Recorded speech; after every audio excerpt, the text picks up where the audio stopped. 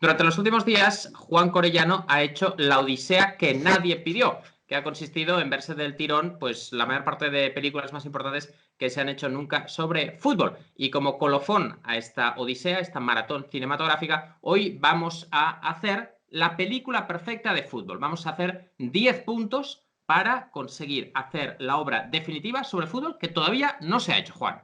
Exactamente, todavía no se ha hecho porque he de decir, tras la odisea que nadie pidió, que el nivel medio de las películas de fútbol está bajito, así Sí, que chicos, para los aspirantes a director de cine o algo relacionado con el cine, si queréis hacer la gran productores. película de fútbol de todos los tiempos, todavía estáis a tiempo, así que son 10 recomendaciones muy sencillitas de lo que recopilan lo mejor y lo peor de cada película que hemos visto y para estos ingredientes para hacer la película perfecta. Empezamos ya con el primero, que es, Ilie, encontrar un buen director, porque esto es algo que no se ve mucho en las películas de fútbol.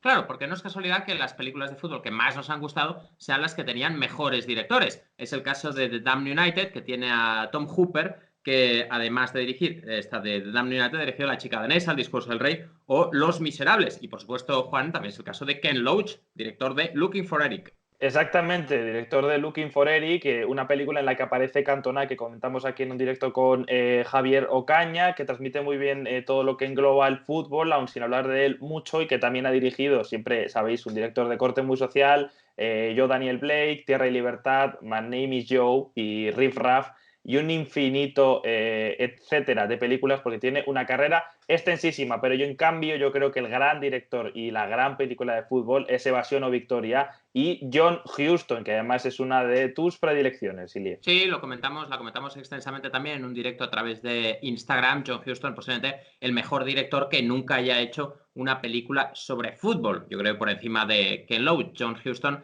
que es famoso por todas esas colaboraciones con Humphrey Bogart, como en Cayo Largo, La Reina de África, El Tesoro de Sierra Madre. Una película infravalorada que me parece extraordinaria, que es El hombre que pudo reinar, precisamente con Michael Caine, que luego sería protagonista de Evasión y Victoria, y ese magnífico Canto del Cisne, que es El honor de los Prizzi. Y luego tenemos en una gama más o menos intermedia el director de Purely Belter, que también hizo El niño con el pijama de rayas, la adaptación del bestseller, pero no ha dirigido nada desde 2008. Purely Belter, os recordamos rápidamente, es esa película de dos ladronzuelos de Newcastle que crecen en los suburbios y que intentan ahorrar para hacerse con un abono para la temporada para poder ver al Newcastle, y para ello pues requieren a todo tipo de delincuencia en una escala increciendo tremenda. Y después, debajo de esta escala intermedia, tenemos a la gran mayoría de directores de películas de fútbol que son gente que tuvo esa oportunidad para hacer esa película pero que luego no han tenido una carrera extensa. Es el caso del director de Mean Machine, que es Barry Skolnick, la directora de Camino a la Gloria o When Saturday Comes, que se llamó en su título original María Guis, que solo dirigió una película más y luego no se le ha vuelto a ver. La directora de Green Street Hooligans también, que es Lexi Alexander. Sabemos que esta película os gusta mucho, pero solo dirigió 2 películas más y luego se ha dedicado a dirigir capítulos de televisión, que es un poco pues a donde van a morir los directores de cine cuando no tienen nada mejor. Y también el caso de otros como los directores de Will, de Fear Pitch o de Mean Machine. En general, los directores todavía están, los grandes directores todavía están por descubrir en este maridaje entre fútbol y cine. Sí, la verdad es que es un subgénero que por lo que sea, pues digamos Martin Scorsese o Francis Ford Coppola, pues no han deseado Claro. internarse. Pero bueno, todo llegará. Imagínate una película, por ejemplo, con Guy Ritchie, con el tema del fútbol, que alguna vez lo ha tocado, porque él es muy Sí, londinense, y a veces lo ha tocado un poquito de refilón, pero eso estaría bien, metido realmente en un vestuario. Vamos con el uy, uy, punto 2, Juan. el punto 2 es también relacionado con grandes figuras, pero en este caso no de directores, sino de futbolistas. Es que decimos un rotundo no a los cameos gratuitos. Por favor, no meter futbolistas famosos así porque sí. Sí, este es un punto francamente importante. Los futbolistas profesionales deben aparecer cuando lo exige la trama, pero no simplemente por meter tema, por meter bulto a la película. Ejemplos de mal uso es la película Will, una película que ya Juan Corellano destrozó en su día donde aparecen Steven Gerrard, Kenny Dalglish y Jamie Carragher, porque posiblemente alguien se dijo, hey, es una película sobre Liverpool, tendremos que meter a alguien del Liverpool, pues mete a estos. O el flagrante caso de Gol, donde aparecen Raúl González, el delantero español, Zinedine Zidane o Alan Shearer, también en unas actuaciones, pues digamos, que por lo que sea no fueron nominados a los premios Oscar. No, nominados a los premios Oscar no. Aparece, sin embargo, ahora acabo de recordar, también aparece Beckham con un poquito más de diálogo, que luego Beckham ha tenido sus cameos en películas de Guy Ritchie, aunque muy cortitos, pero la aparición de Raúl y de Zidane es simplemente grotesca, están completamente fuera de lugar. En cambio, hay buenos ejemplos de cameos, como en el caso de Mike Bassett, que es una película en la que se simula al entrenador, eligen como un perdedor a un entrenador de segunda división como encargado de dirigir a la selección inglesa, y todo sucede mal. Entonces, en esta película cómica súper graciosa que nos encanta, aparecen Pelé y Ronaldo Nazario básicamente para decir abiertamente que no saben quién es ese tal Mike Bassett. Y luego, evidentemente, el gran ejemplo de los cameos es Evasión o Victoria, con Ardiles, Pelé, Bobby Moore y un largo etcétera de futbolistas profesionales que tienen muy poquitas líneas de diálogo y mucha aparición en el terreno de juego, que es donde deben estar los futbolistas en las películas. Claro, no llegaremos a eso, pero efectivamente ese es un buen uso, porque Ardiles, Pelé, básicamente lo que hacen es jugar a fútbol, que es lo que se les da bien, y en cambio tienen líneas, pues, digamos, básicas, pero alguna tienen suficiente para la trama de la película. No están metidos ahí con calzador, tiene lógica que formen parte de la película. Vamos con el punto 3, Juan. El punto 3 es, por favor, no encumbrar a los hooligans. Este es un pecado que hemos visto en dos películas que sabemos que os gustan. Green Street Hooligans, en la que aparece Frodo, Elijah Wood y Charlie Hunnam, sobre los hinchas del West Ham. Y también de Football Factory, en la que aparece Danny Dyer.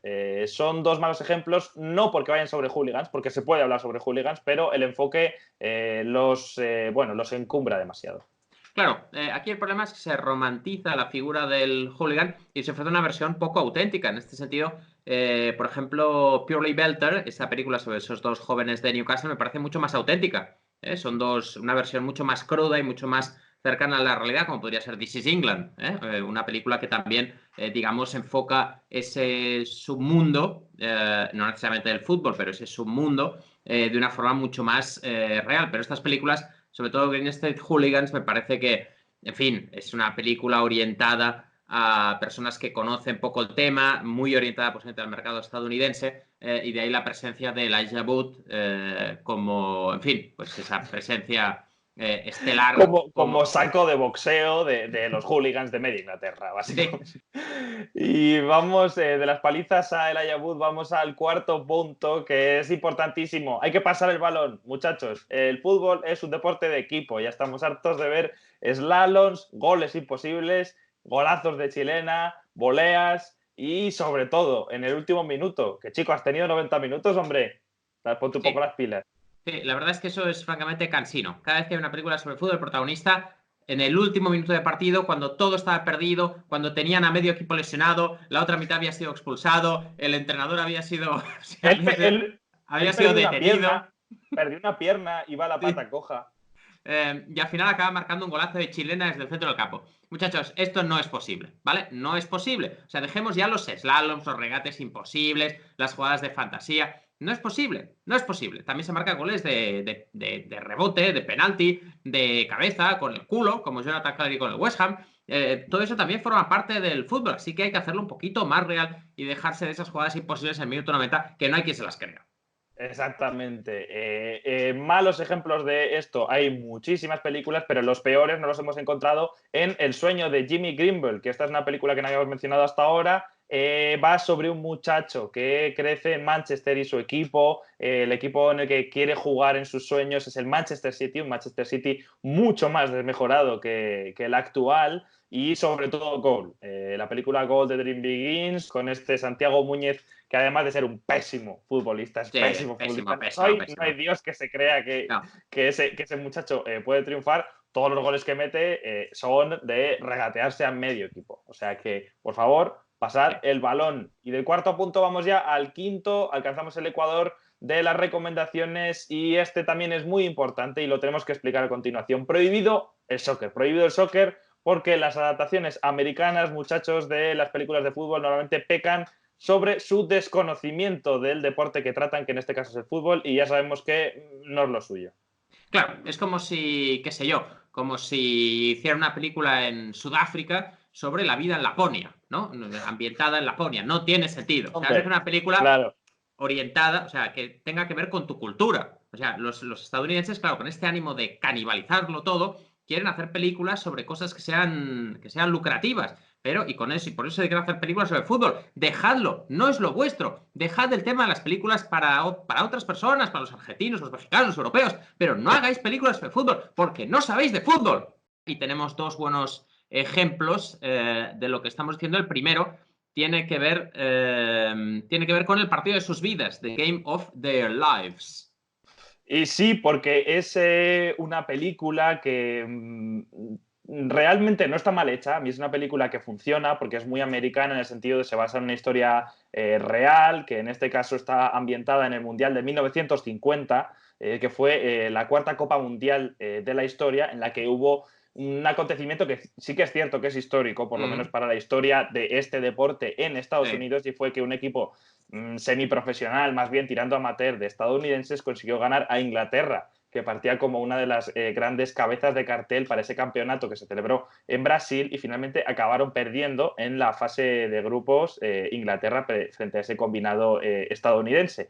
En cambio, la manera en la que construye la narrativa encumbra la historia hasta un punto tal que parece que el fútbol, que el soccer, como lo llaman ellos, sea deporte nacional y, bueno, nada más lejos de la realidad, yo creo. Y sobre todo que narran, digamos, ese triunfo, que es verdad que es histórico y ha quedado para la historia de los mundiales, pero luego ese triunfo no sirve para nada porque Estados Unidos queda eliminado en la fase de grupos.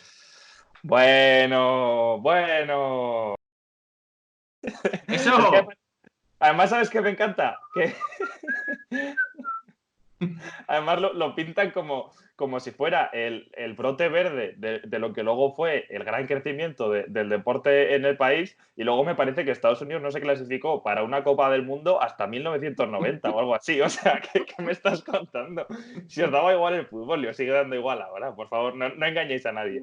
Pero aquí yo creo que en este ejemplo el que se lleva desde luego todos los premios a desconocimiento absoluto del mundo del fútbol es Camino hacia la Gloria, A Shot at Glory, no confundir con Camino a la Gloria, que la hemos dicho antes, una película en la que sale Robert Duvall y que está todo mal porque es Sí. una película, curiosamente, con un enfoque un poco distinto sobre fútbol escocés, pero está dirigida por un director americano que se llama Michael Corrette, escrita por un guionista americano, que este es el principal problema, que se llama Dennis O'Neill, y la protagoniza, como decimos, Robert Duvall, que es americano, haciéndose pasar por un escocés. Entonces no tiene sentido nada en la película. Lo que más me gusta de esto es una película que, como bien has dicho, está dirigida por un estadounidense, guionizada por un estadounidense. El protagonista es un estadounidense que se hace pasar por escocés. Y atención, porque la idea clave de la película es que el dueño amenaza con trasladar al equipo de Escocia a Irlanda. Y entonces es una denuncia, la película es una denuncia de la gente que quiere llevarse cosas a otro país. Y ellos están haciendo una película sobre fútbol escocés con un escocés que en realidad es un americano. O sea, ¿cómo explicarle a un americano que el tema de las franquicias de deportes no... Eso fuera de Estados Unidos quizás no se lleva. Es decir, o sea, aquí no va a pasar como con los Oklahoma City Thunders, que de repente se mueven a otra ciudad y cambia el equipo. Y aquí no pasa nada. Hombre, pues si te llevas el equipo a otra ciudad, probablemente te persigan a esa nueva ciudad y te muelan a palos todos los fans de ese equipo.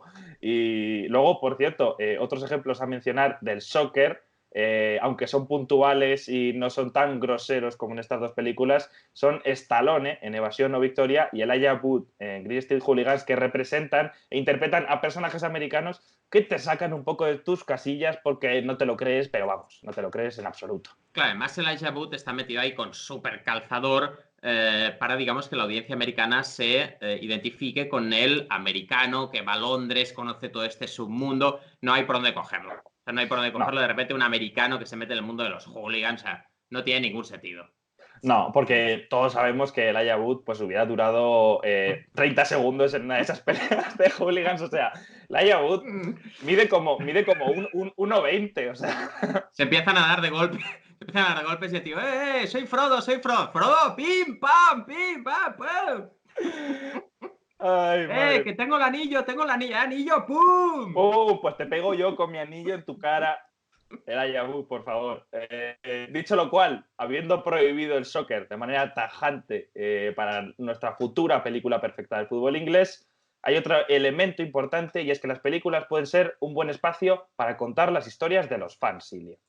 Sí, esto me parece un punto importante, ¿eh? Es decir, el fútbol al final son los aficionados. Y me parece que las películas que mejor funcionan muchas veces son las que son sobre aficionados.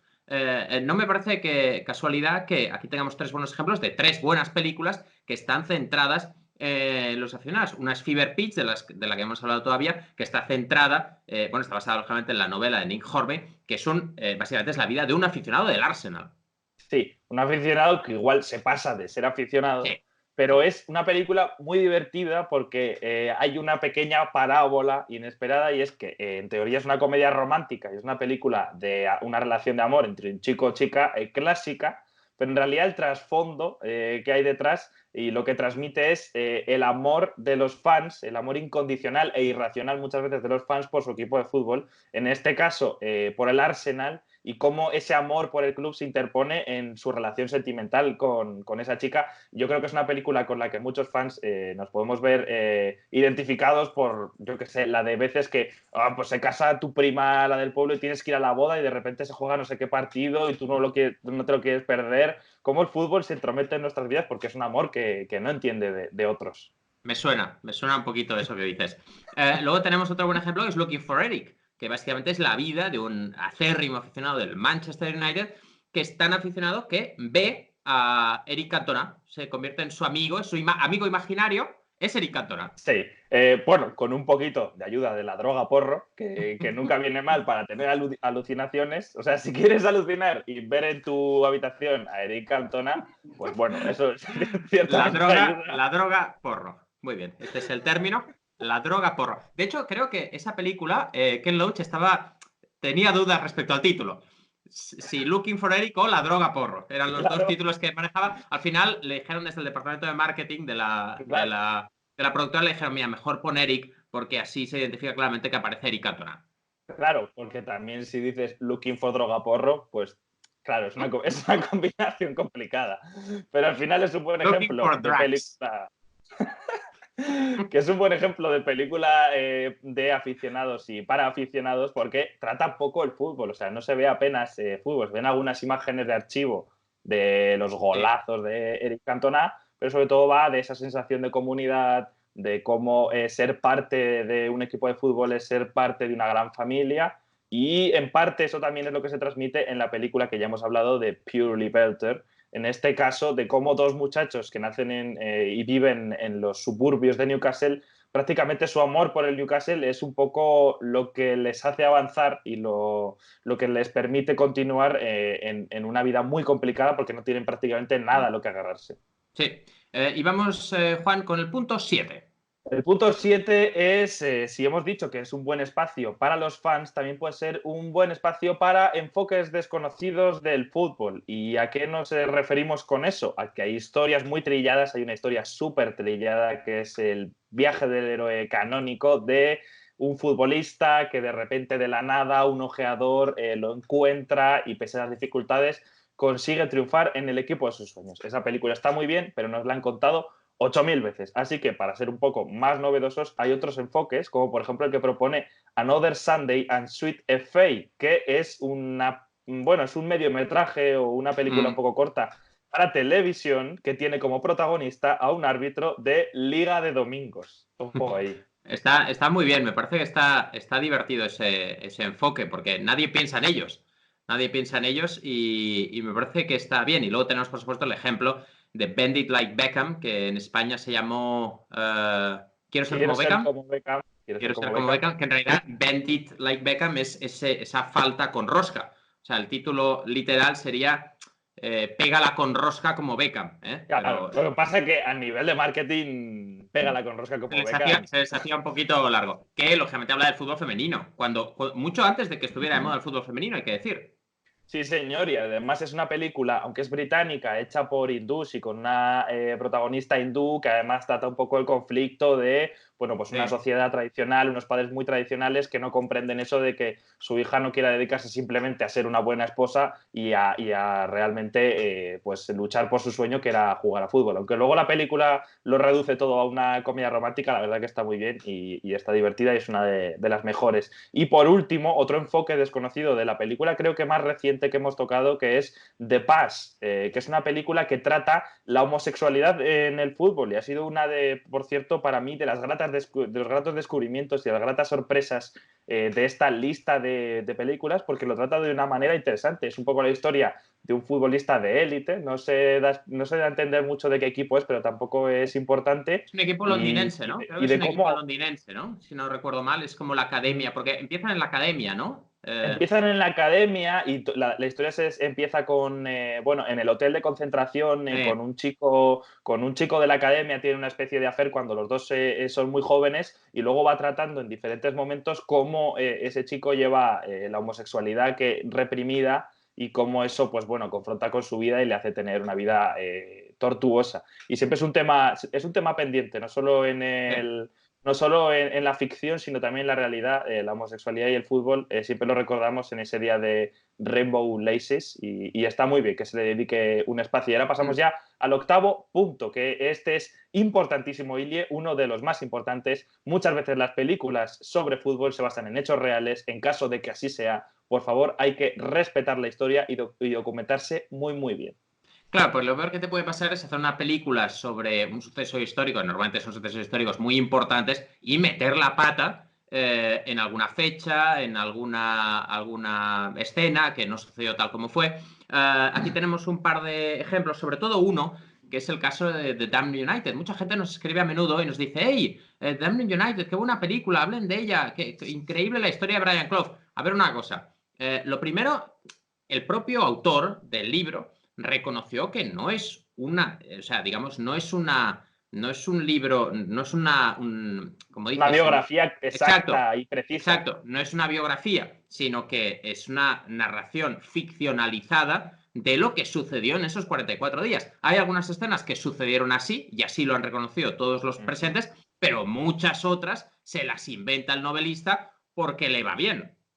Es que aquí tú decías meter la pata, aquí yo creo que meten las dos patas hasta el pecho, un trozo de un hombro y queda solo una mano, porque vamos a hacer un pequeño recuento y no nos han cabido todas las inexactitudes de esta película porque son muchísimas. Está bien Insistimos hecha, en hay que que decir, ¿eh? Está está bien bien hecha, hecha porque hay un pero buen director hay que detrás. aceptarla como lo que es, una historia ficcionalizada. No sucedió así. Exactamente. Algunos errores, por ejemplo, hacen creer que el Derby County de Brian Clough gana la liga nada más ascender. Eso no es así. Nada más que ascienden, se mantuvieron, tuvieron una buena clasificación, pero la ganaron en la temporada posterior. También, por ejemplo, achacan la eliminación en semifinales de la Copa de Copa de Europa Europa. del Derby contra la Juventus a las rotaciones y a esa preocupación que tenía Brian Clough con esa enemistad de batir a Don Revy y no decimos que fuera así, pero Klopp siempre lo achacó en su vida a que Sí, hubo una especie de amaño, él siempre era muy crítico con el arbitraje que hubo sí. ese día, etcétera. Y aquí una prueba muy mala de que no te has documentado bien es que mínimo han perdido dos querellas que les han presentado dos protagonistas de la historia, que son Dave Mackay y Johnny Giles, dos futbolistas que salen en la película y que presentaron una querella contra los responsables y la perdieron. O sea que si ya los tribunales te dicen que eres inexacto, pues Sí. regular, estamos regular. Sí, y luego hacen creer que Clough no llegó a tomar las riendas del Brighton entre Derby y Leeds, y en realidad los entrenó. Clough ya estuvo entrenando Exacto. al Lo Brighton cual y los deja para irse al Leeds. Lo cual además deja bastante mal a la imagen de Klopp porque en la película se hace entender como que les deja tirados al Brighton y les trata mal y cuando en absoluto fue así. Y luego ya para rizar el rizo, Pat Murphy, que es un periodista deportivo de la BBC, era muy amigo de Brian Clough y además era un poco el que se ocupaba de su biografía, del que se ha ocupado de hacer su biografía. Y él dice que pudo contar hasta 17 errores groseros en la película, lo cual, bueno, pues no es demasiado halagüeño, pero en cambio hemos de decir que evidentemente luego hay otras escenas en las que sí que se respeta. Por ejemplo, yo creo que la más clara es la última. La película se cierra con una entrevista cuando ya acaba la etapa de Clough en el Leeds, que le hacen una pequeña encerrona a Clough y le hacen una entrevista a dúo con Don Revy al lado. Entonces, esa entrevista está en YouTube, la podéis ver, y son reproducciones prácticamente exactas de lo que se dijo. Otro ejemplo, mucho menos grosero, de errores de documentación en el fútbol es la película United, una película que recrea el trágico accidente aéreo de Múnich, en el que perdieron la vida gran parte del staff y de los jugadores de los Bubsy Babes del Manchester United, y que también ha recibido alguna queja, Ilia. Sí, efectivamente, el hijo de Sir Matt Busby alegó que pues, la película no hacía un retrato fiel de su padre, y luego también le recriminaba a los productores de la película que no se mencionara a muchos de los fallecidos. Sin embargo, yo diría que United, digamos, sí que es bastante fiel en general a todo lo que sucedió, y es una buena película, sobre todo muy recomendable para aficionados del Manchester United. Y además tiene un toque, digamos, más verosímil, ¿eh? Así como observas en The Damned United que es todo muy dramático, aquí sí que tiene un toque como más serio todo, ¿no? Es decir, no se busca ficcionalizar y buscar el drama, sino que es una recreación prácticamente muy fiel de lo que sucedió. Sí, y además hay que entender que evidentemente, aunque el hijo de Matt Busby se quejara, las películas tienen que ser un poco flexibles con la realidad, claro, porque al final la realidad es aburrida y no funciona en la ficción. Entonces, por ejemplo, aquí no puedes hablar de toda la gente que perdió la vida trágicamente en ese accidente. Entonces tuvo que elegir un poco protagonistas, y la película sobre todo está llevada a través de la figura de un muy joven Bobby Charlton. Claro. Vamos con el penúltimo punto ya, Ilie, de esta lista para asegurar tu éxito de la película, la mejor película de fútbol de todos los tiempos. Y es que hay que encontrar un buen híbrido de actor-futbolista, porque ni unos son muy buenos actuando, ni los otros son muy buenos jugando a fútbol. Suele pasar. Claro, esto es lo que decías tú antes, que los actores no son buenos futbolistas. El caso de Gol es el más evidente. El protagonista no sabe golpear un balón. Y en general los futbolistas les cuesta mucho actuar delante de cámara, porque no es su trabajo. Eric Cantona es una excepción. Es normal, ¿eh? Es normal.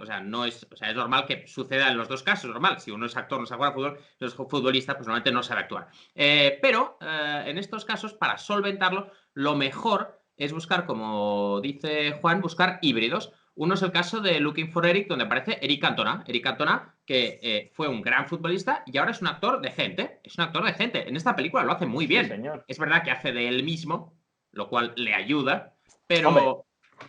Pero bueno, pero por ejemplo tiene puntos en los que en la película se ríen mucho de todo lo que representa Cantona y de la figura de Cantona.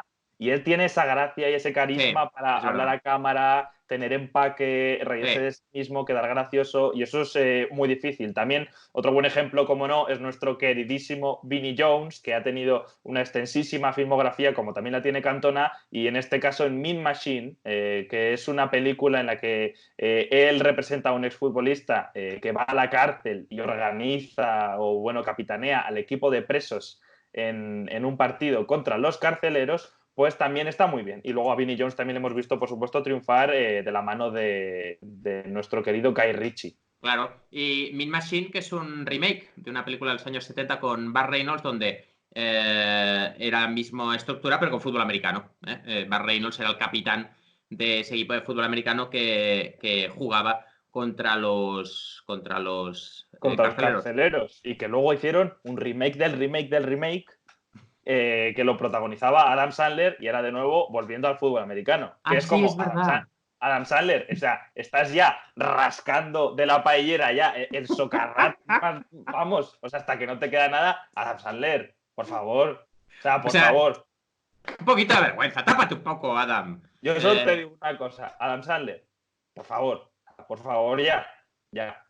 Adam Sandler, también te lo digo, otro que no cuela ni para atrás en fútbol americano. O sea, Adam Sandler, como mucho puede llevar el agua o el botiquín. O sea, no se me ocurre. pero que te hacen un placaje y no te puedes levantar en 3 semanas. ¿Qué me estás contando?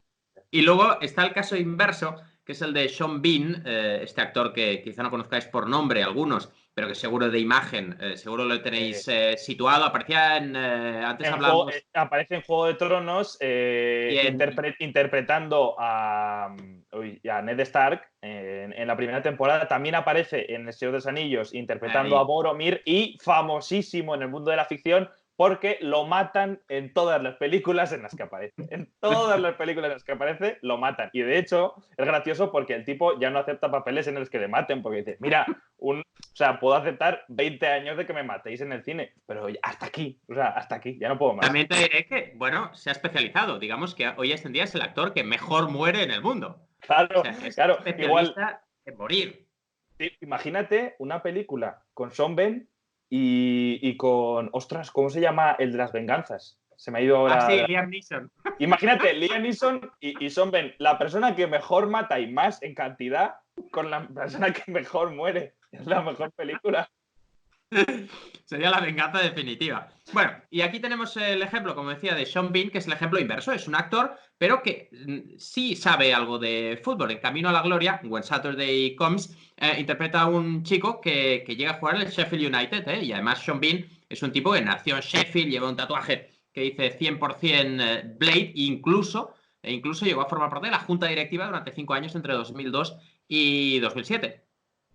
Exactamente. El tatuaje 100% Blade es bastante lamentable, todo hay que decirlo. Por aquí con una Comic Sans ahí trucha aquí en el hombro que dices, o sea, Son Ben, respétate un poquito. Muertes, bien. Tatuajes, mal. No se puede tener todo Tatuajes, en esta vida. tatuajes fatal. Y de hecho, bueno, en la película When Saturday Comes sale jugando a fútbol y el tipo se defiende, sale dando unos toques y realmente es él, porque hay un truco muy, muy perro de cine que es sacar su carita y el balón ahí, y en lo que en realidad es allá abajo un tío tirando la pelota así para arriba y no están dando toques. En este sale él a cuerpo completo demostrando que sabe jugar a fútbol y por cierto tuvo una historia medio curiosa, medio turbulenta con Neil Warnock cuando ascendieron a Premier League porque él entonces estaba en la directiva y ascendieron a Premier League ese año que fue bastante histórico pero acabaron descendiendo. Entonces tuvieron un choque bastante tenso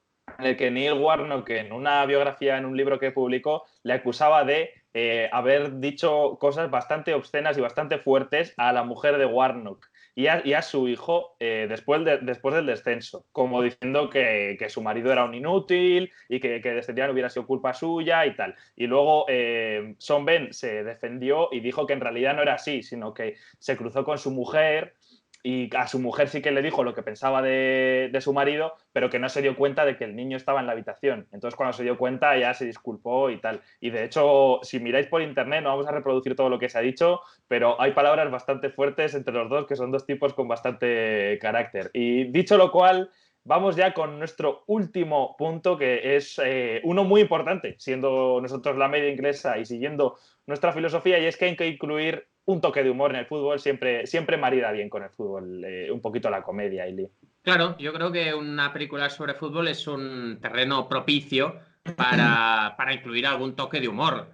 Hay muchas películas que abordan el fútbol desde una perspectiva cómica, pero aunque no sea nuestra película perfecta, necesariamente una comedia, sí se puede incluir algún toque de humor para parodiar un poco el fútbol, los tópicos, los clichés, porque el fútbol es un mundo con mucho tópico y mucho cliché, así que es un buen escenario para mofarse y burlarse de eso. Mike Bassett, England Manager, es el mejor ejemplo, es toda una parodia sobre el mundo del fútbol y sobre los tópicos, Divertidísima. tópicos de sentadas. La verdad es que Divertidísima. tiene escenas francamente tronchantes, pero desternillantes. Él Buah. lo hace muy bien, o sea, con él Él, te él, ríes él está mucho. increíble. Con él te ríes mucho. Otro buen ejemplo es Another Sunday and Sweet FA, la película que ya hemos mencionado sobre ese árbitro de ligas de domingo, de Sunday League. Y finalmente, pues Mean Machine, la película de Vinnie Jones, que también pues tiene ese enfoque cómico. Sí, sí, sí. Y de hecho, yo creo que de todas estas son todas muy divertidas, pero Mike Bassett yo creo que gana Sí. por goleada. Y es que a mí hay un gag que me mata y es que durante la película, como para dividir la película en actos, va metiendo frases reales de seleccionadores de la selección inglesa. Y es que son frases que dices, ostras, vale, yo me estaba riendo porque este tipo parece un estúpido y un inepto para su trabajo, pero es que luego ha habido gente entrenando a la selección inglesa que ha sido igual de catastrófica. No recuerdo quién era la frase, pero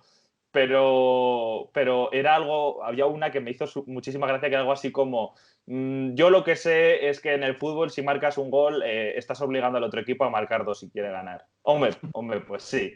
Datos, O sea, datos. es impecable. A mí mi escena favorita, ya lo comentamos el otro día, es aquella de los 3 hurras por Ramírez. Después de perder contra México en el Mundial, reunión de equipo, empiezan a decir, hombre, México juega muy bien, sí, muy bien. Y Ramírez, ¡buah, qué jugador! ¡Bah, qué jugadorazo Ramírez! Venga, 3 hurras por Ramírez. Tienes a todo el equipo cantando hurras por Ramírez después de haber sido goleados por México, que no les meten 4-0. Sí, es que es maravillosa, porque luego además también hay otro gag que es, le van criticando que es un entrenador muy clásico y que usa la formación 4-4-2 siempre, y según van cayendo resultados malos, él va achantando y va haciendo formaciones cada vez más raras, metiendo ya a la gente casi colgados del larguero, sin delanteros, o sea, es tremenda. Y ya cuando el tío se harta dice, pues ¿sabéis qué? Me voy a volver a poner el 4-4-2 y que me dais igual, y ya está.